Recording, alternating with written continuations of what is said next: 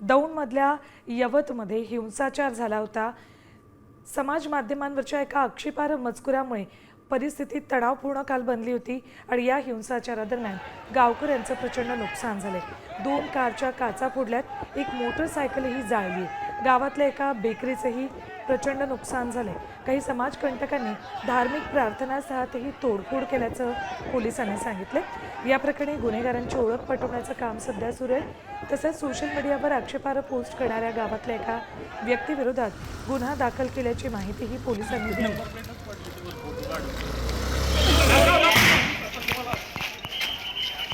यवतमध्ये काल सकाळी 11 नंतर परिस्थिती हळूहळू तणावपूर्ण बनत गेली, कारण आक्षेपार्ह मजकूर सोशल मीडियावर टाकण्यात आला होता आणि त्यानंतर प्रचंड तणाव निर्माण होत गेला।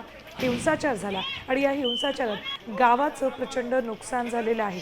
बाईक जाळण्यात आली, गाड्यांच्या काचा फोडण्यात आल्या, तर एका बेकरीचं सुद्धा मोठं नुकसान झालेलं आहे आणि पोलिसांनी दिलेल्या माहितीनुसार धार्मिक स्थळांमध्येही तोडफोड करण्यात आलेली आहे।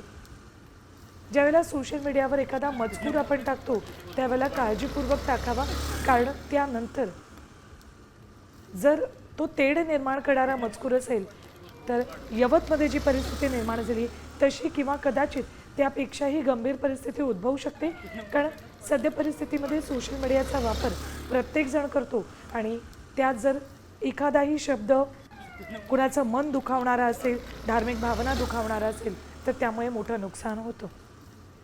Yes, situation in Yawat town is under control and peaceful now. Almost all routine affairs now normalized. We have deployed adequate bandobast now along with the Pune Rural Police, its manpower, officials, and then State Reserve Police Force, one company has been deployed here.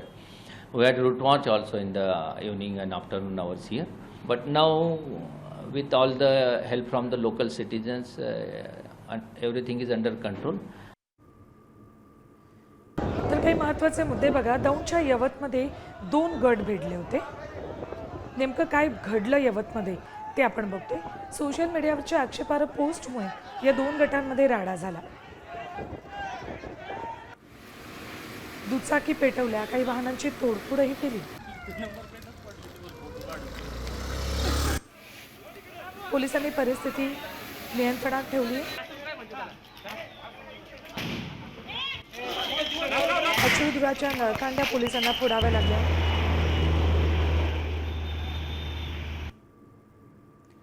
तर बघा, पुण्यातल्या दौंडच्या यवतमध्ये 2 गट भिडल्यामुळे तणाव निर्माण झाला।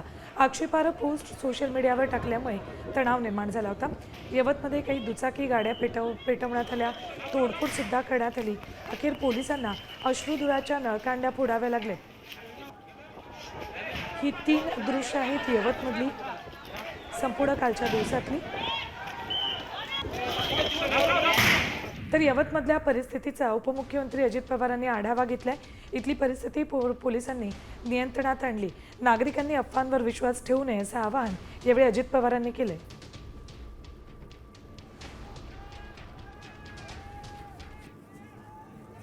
परिस्थिती नियंत्रणात आहे, घाबरून जायचं काही कारण नाही। मी पुन्हा सगळ्या जनतेला आवाहन करील, नागरिकांना आवाहन करील, सर्व जाती धर्माच्या माझ्या सहकाऱ्यांना आवाहन करील की आपण सगळ्यांनी जातीय सलोखा ठेवा, कुठल्याही अफवांच्यावर अजिबात विश्वास ठेवू नका। सगळी पोलीस यंत्रणा अतिशय बारकाईनं नजर ठेवून इथल्या सगळ्या परिस्थितीवर त्यांनी बंदोबस्त लावलेला आहे, परिस्थिती आटोक्यात ठेवण्याच्या करता, आणि यवतकरांनी पण त्याला प्रतिसाद दिला। आता isakal.com आहे देशातील नंबर 1 ची मराठी न्यूज वेबसाईट।